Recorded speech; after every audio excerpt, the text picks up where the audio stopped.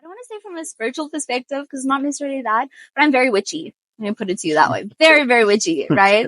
Very in tune to the spiritual realm. And so, I think Halloween is very important for that. It's the day that, the veil drops. And so, so, What's that? No. so basically it's the veil between the spiritual realm and the physical realm. Do you feel like it's fair for someone to rock up with like a full bead face on a first date? 100%. 100%. I've been asked this a lot. Yeah. Would you rock out looking like this? Even more so. Yeah. Because you were asking specifically about the koi fish. Yeah. And so that's Also what the the koi fish fish as well. represent. It's balance. Okay. So I don't know if you're familiar with Avatar, The Last Airbender. Yeah. Yes. Yeah. So with my who isn't? Yeah, good point. Yeah. So that's what one of the things that my koi fish tattoo represents is literally that episode from Avatar. Okay. With the two koi fish, their names are Tui and La. Yeah. And they're talking about the balance in the world, and then the one fish dies. And then all that balance is just eradicated, exactly. Yeah. And so, to just remind myself, it's something that centers me to be balanced.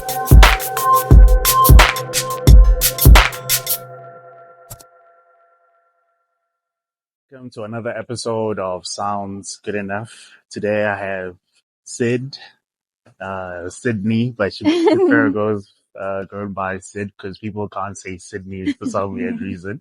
But yeah, for the people who are watching, would like to know, who is Sid? The question is, who isn't Sid? Now I'm kidding. No, Sid is everything, honestly. Okay. She's art, she's color, she's boisterousness. She's I like to think of myself as all the good, all the light in the world, and I like to put that out there. So yeah, I'd say that's who Sid is. Okay. So I was going through your Instagram account, and I saw that you love women. It seems like you love women. Why do you love women? Well, what's not to love? If you take into consideration what I said, how I like to represent myself, how I see myself, I think femininity is a very big part of that. The divine feminine plays a huge role in who I am. And so that translates into me loving women and everything that they represent. Again, just all the goodness in the world. I think that there's so much beauty in being a woman and being able to express yourself as such wholeheartedly, unapologetically. And so I just like to put that forward in everything I do as well. You know why I'm asking? I've had several just chats with other women, and some women do say they don't like sitting with other women because sometimes they feel like they get a sense of dishonesty and they prefer to be around men because we are more blunt. And what do you? Interesting question. Very interesting. I don't know. I feel like growing up with a lot of women around me. I mean, I have two sisters. I have a mom. I went to an all-girls school, things like that. You learn to appreciate in a slightly different way, I think. I like to surround myself with softness. And so I think a big part of that comes from that as well. Not to say, I don't enjoy the other, but there's just something about spending time and sharing with women where they can resonate with experiences that you've gone through. You don't have to put on a facade necessarily. I mean, unless you're with the wrong people, but I feel like, you don't have to have that guard up. Personally, I feel like you don't have to. My thought was going somewhere and then it stopped. But I think when it comes from a place of, competition or ego, then that's where it gets a little bit, call it sticky. But I myself try and remove that. And so if I don't feel it in myself, I don't feel it from others. So I also grew up in a family with a lot of women. I actually, maybe like 90% of my family is just mainly like women. So I do kind of get what you're saying. I have sisters, I have aunts, I have all sorts of things. I also saw that you like different kind of makeups and like more artsy, more creative rather than the simple lipstick off. Yeah. So I'm guessing you enjoy Halloween. Sorry? You enjoy Halloween. I love Halloween. You love Halloween. Halloween is every day. It's not just the 31st of October. Yeah. I actually find most years I don't really put out Halloween content around Halloween because of that fact. All year. Exactly. Just, Halloween for you, yeah. Exactly. But do you do anything extra on Halloween to kind of celebrate the day itself? Because yeah, sure, I mean you do put out things that normally people would do on Halloween, but for you, do you like put out something more extravagant, more in terms of content? Yeah. Not necessarily. Yeah. With my friends, hell yeah, we go all out. We love it. Okay. But more so, I don't want to say from a spiritual perspective because not necessarily that, but I'm very witchy. Let me put it to you that way. Very, very witchy, right? Very in tune to the spiritual realm. And so, I think Halloween is very important for that. It's the day that, the veil drops. And so, What's that? so basically it's the veil between the spiritual realm and the physical realm. And so it's, if you believe in, call it ghosts or spirits, then that's the day that veil drops and spirits are able to walk freely among us and, visit their loved ones or unfinished business, whatever it may be. So to connect with them on that day, it's the most powerful day to do it. Okay.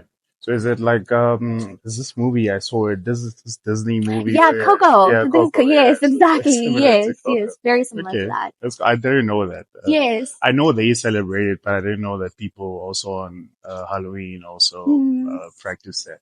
Why not like traditional makeup artistry? So I tried it. I did. I gave it a very good shot. I just found it wasn't for me. I feel like I have a lot of a creative burn. And when I was doing client makeup, oftentimes it was either bridal, which is it's called soft glam, very subtle, very basic. Or it would be, people going out for MDs, for example, for their matric dances. But then again, wanting very soft looks, very natural looks. And to me, for how I like to present with my makeup and my artistic style, it didn't mesh. I kept wanting to go a little bit extra, So they would ask for a really simple cat eye, for example, very simple wing. And then I'd find my hand wanting to go further, making it more bold, making it brighter. And so I twisted that from client makeup into focusing on makeup just for myself. Okay. Because I found I could do what I wanted to do. And makeup is very much a form of expression. And so to have that stifled and limited, with taking the love for it away. Yes. Okay. So you are more of an artistic, you're expressing yourself rather than just, I just want to beautify you. And that's it. Yes. Do you also think that makeup can take away beauty from someone? No. You don't think so? Never ever. You could have the wildest look. I mean, if you look at, for example, traditional goth styles, where it's full white face paint and giant bold black wings and black lipstick. And I feel like there are so many different facets to the word beauty, the old adage, beauty is in the eye of the beholder. To me, if you do makeup for yourself, or even if you have it done and you look in the mirror and you say, I look freaking beautiful right now, then you do. So for you, it's more about like yourself. If you feel comfortable with it, then that's fine. Yes. So if someone were to say like, I actually prefer you without, then good for you. That's good for you. Okay. Yeah. Or if they come to me and they say, I prefer, just a little light foundation, a little blush, and I say, good for you. You go do that. Okay. Not for me. Yes. I mean, yeah, true enough. I mean, if for example, somebody might say they don't like my cap, but I like my cap. Exactly. You're not going to stop wearing it just because somebody else said it. Just because somebody else said it. Okay. That's actually an interesting way of looking at it. I never thought about it that way. So do you feel like it's fair for someone to rock up with like a full bead face on a first date? 100%. 100%. I've been asked this a lot. Yeah. Would you rock out looking like this? Even more so. Yeah. Yeah, I really like this question. Yeah. So basically how I think about it is I am showing up as me. If you see me any other day, okay, maybe not like first thing in the morning. But if we are doing something during the week, over the weekend, no matter what it is, 9 times out of 10, I will show up like this. Okay. And so it's not fair of me to try and set up an expectation on the first day if I come all natural. And then the next time I come like this, Yeah. And so I think if it's something that you do always do and it is how you like to present yourself, then 100% pitch up first date, full face, completely. I know a lot of people think that it's misleading. To some extent, yeah. So sometimes it is. But again, I don't view makeup as like a cover up or like, anything like that. It's literally a huge part of who I am. And so you're getting who I am the very first day. Okay. Yeah. I understand from your point of view because you're always, but for someone who for 5, 7, 6, 7 days of the week, they always look, normal lipstick, nothing. And then on the first, I'm meeting you for the first time and you rock up with a full. I still stand by my answer, honestly, because again, it could be for a confidence boost, or you really want to present as your absolute best self for that first meeting. Then definitely nothing wrong with that. So it would be like a haircut for me. Yes, exactly. Yes. I like how you transfer it between experiences, call it the male and female experience. It's the exact same thing. Yes. Yeah, because you wouldn't pitch up with, your hair. For sure. I'll make sure my hair looks good and trimmed. No, you always want to show up as your best self. Okay. Exactly. Yeah. I don't always look like that the other days, but on the first, okay. Makes sense. But, okay.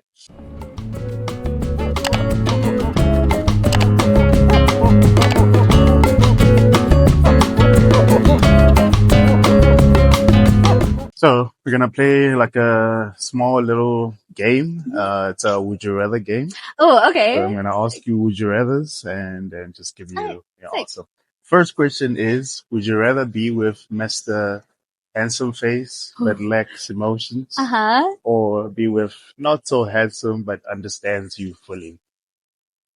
I want to think about this. No, I'm kidding. I'm kidding. So it depends. I'm going to be brutally honest, right? Understanding and that connection is number one, right at the top.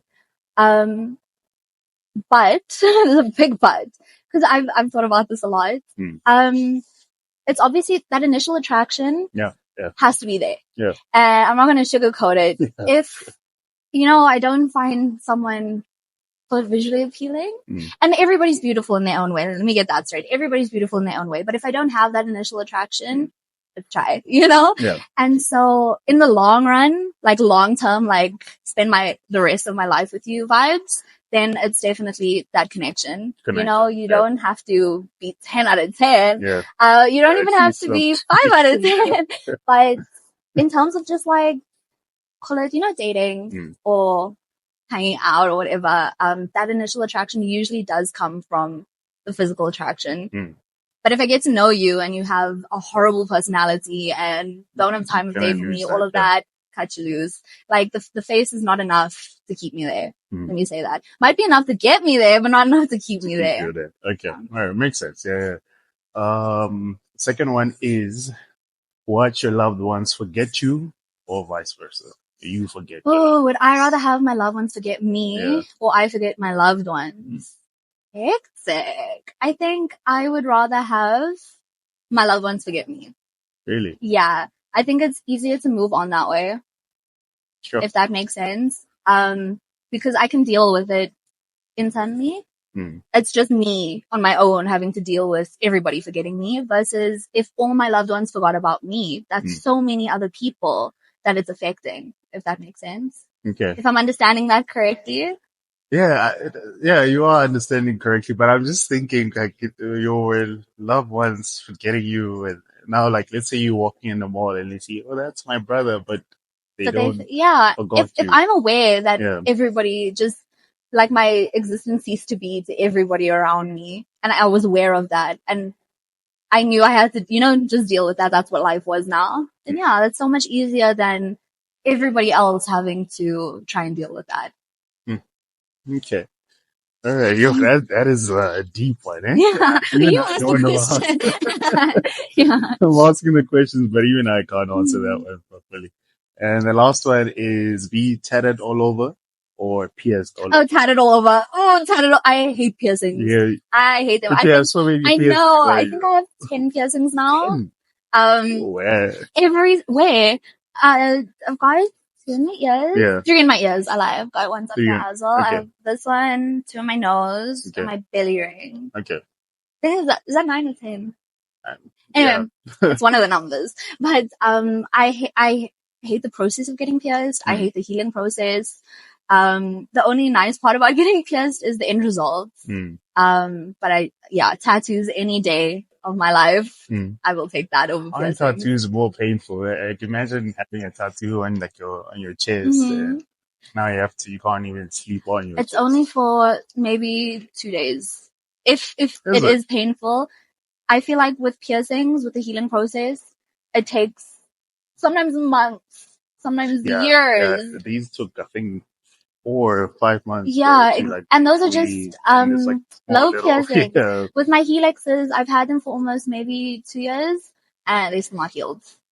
Okay. So with the tattoo process, the healing is just a few days, and then you're sick forever. You look super cool forever. Yeah. With the piercings, there's no guarantee. Because piercings also reject, and they don't heal, and then they only look nice for a short amount of time, because now the healing is being interfered with, and now they're going to look gross and crusty. So yeah, no, piercings are not for me. I'm even planning to have my lobes stretched. Yeah. Because I can't deal with earrings. Every time I have to put earrings in, I have to re-pierce my ears. So they close up. Yeah. And so I'm just going to get them stretched so that I can keep a tunnel in there and then put earrings in that tunnel, if that makes sense. Okay. I don't know they can do that. I thought you have to like pierce it all the time and close this up. How long does it take for yours to close up? Like literally the next day. The next day? Literally. So it's not fully closed up the next day, but it's still that like fight to get the earring in the next day. But I very seldom wear earrings because of that. Yeah, but I mean, like, do you not keep them on for a while until it heals? Yeah, like even if I have an earring in my ear for like say 2 weeks straight, and then I take it out within 3 days after that, if it's out, then it's completely closed. Okay. They usually say like 3 months max. Yeah. Put it on and then. But so I had these ones re-pierced when I had my helixes done, and then those I kept in with flatbacks, so I didn't take them out at all for 6 months. And they still ended up closing. I think it's just my ears. I don't know. But some people do have softer skin and it closes quicker. Yeah. But it just means that you're healthy as well. Oh, true. I like that. Yes. Yes. Okay. What is the coven? What is the coven? Yeah. The coven is my latest creative venture. So it's a team with myself and my 2 best friends, Kaz and Ayla. It's actually standing here. Today we have a count, ladies and gentlemen. So we're a creative agency. Yeah. We cover all things creative, from ideation to final concept. Well, not even final concept, final product. Okay. So if there's any sort of, whether it's a photo shoot, whether it's shooting a music video, absolutely everything. The smallest project, the biggest project, we take care of everything. Okay. So we cater to people who are proficient in the creative industry, as well as beginners. People who are trying to dabble their toes in the creative arts and things like that. We can help every step of the way. Okay. Just break it down for me. Let's say I'm a rapper. Mm-hmm. You just have a nice song, good song, it's trending, viral, went viral, and I want to shoot a music video. How would you guys do that for me? So first we sit down, of course, meet with you, get a feeling of your aesthetic, your vibes, everything you bring to the table. We discuss all your initial ideas, the direction you want to take with it. Even if you don't have a concept, we just want to hear, all the thoughts that you have about it. And we essentially bring it together, storyboarding, concepting, from wardrobe to lighting, absolutely everything. Yeah. Because the team is made up of a group of creatives who we realized that we each had something to offer in the creative industry, but we didn't know how to put it together, so to speak. And we found that what one person was missing, the other person had. Okay. So by bringing that together, we're able to cater to absolutely everything. So yes. That's actually a good thing because Yeah. people always want to do everything and like sometimes like, oh, you need someone else to come in and help you out. Especially like resources, you know, from people to just physical, like call it lighting setups or anything like that. It's so difficult as an individual to try and bring all those things together yourself, you know, to bring an idea to come to life. So by contacting the Coven, we have those resources and we have those connections and we're able to literally take any project to like the stratosphere, essentially. Yes. Especially because we like to infuse magic in everything that we do. Like I spoke about it earlier, how I'm very tapped into spirituality. We all are in our own way. And so that is why we're called the Coven, because we see ourselves as a little group of witches that come together to use our magic for creativity. Yes. Like Agatha. Yes, Agatha all along. Yes, some of that. All right, that's cool. So it's something different for sure. Yes. Yeah, keep your eye out. Yeah. Okay. Take me through your look, man. What you have on today, the piercings, the tattoos, the crayfish, my crayfish. Okay. So where can we start? We're doing a fit check. Like a quick fit check. So basically I like balance. I like juxtaposition, like opposites that come together to make one whole. So because I present as extremely feminine, I like to balance that with a bit of a more masculine style sometimes, but this is my take on it. It's still very girly, but it's just, I was going for like a sporty sort of look, but like if a fairy played sports, this is what she would look like. This is what she would look like. Yes. All right. So because you were asking specifically about the koi fish. And so that's what the koi fish represents. It's balance. So I don't know if you're familiar with Avatar, The Last Airbender. Yeah. Yes. Yeah. So with my... I mean, who isn't? Yeah, good point. Yeah. So that's what one of the things that my koi fish tattoo represents is literally that episode from Avatar with the two koi fish. Their names are Tui and La. And they're talking about the balance in the world. And then the one fish dies. And then all that balance is just eradicated. Exactly. And so, to just remind myself, it's something that centers me to be balanced. And so that's why I keep koi fish all around me because of that. I actually like it when people do things with a sense of meaning because like doing things just for intentional. Doing it, it's very important. The intention is really dope. So right now with your look, right, it's not very, normal, not very usual, very creative, out there. What kind of brands do you want to work with that will allow you to still express that kind of look, or you've worked with, if I may put it that way? Very good question. We recently attended a House of Vans event, and I was... Oh, you went?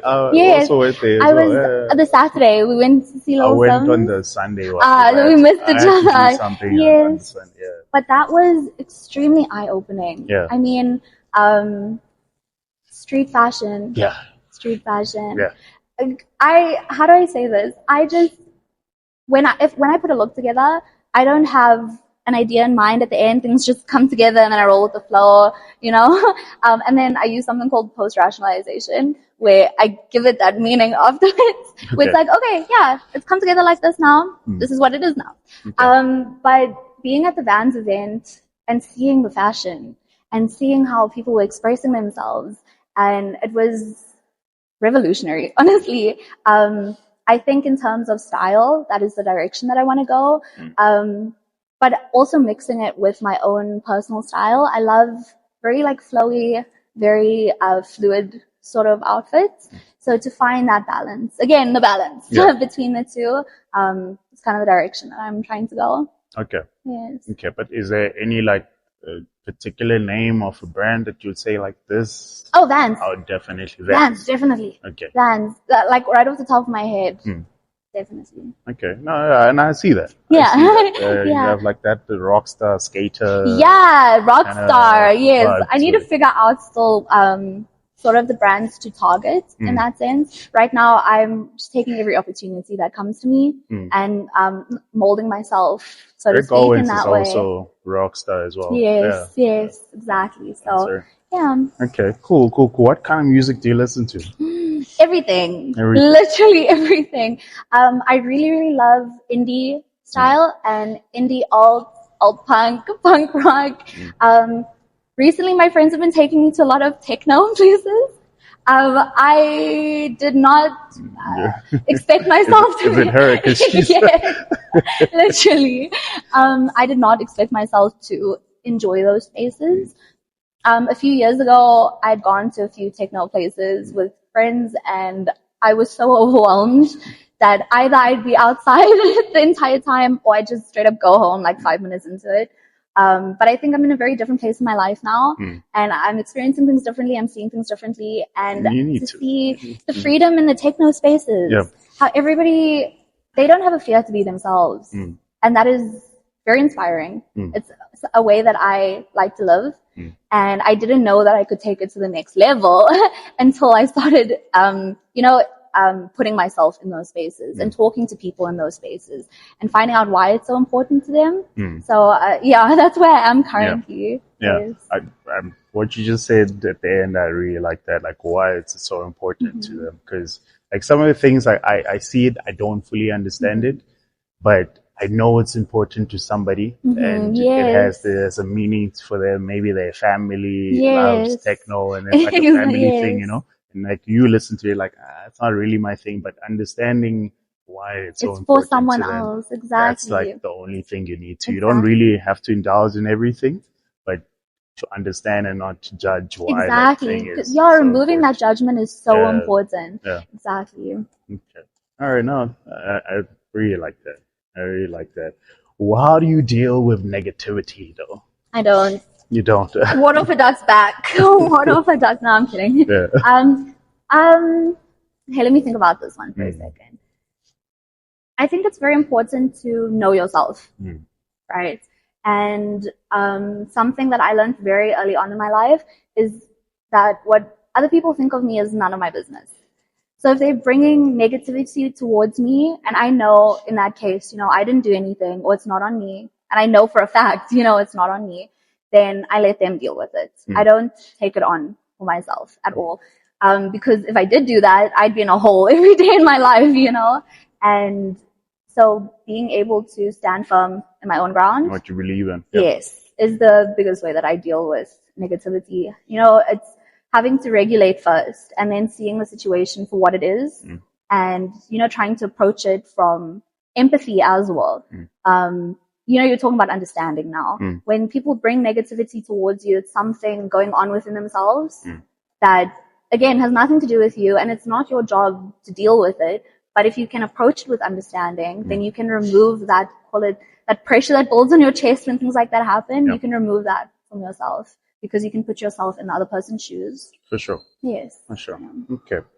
Anyways, that's the last question. Okay, cool. Thanks for coming. Thank you so much. I had the best time. You asked very good questions. Thank you. Yeah, I try to take my time and find questions that I can have a conversation with, and you've answered them quite nicely. Thank you. But before we go, what's your last thoughts? What's your last wisdom nugget that you would like to throw out there into the world?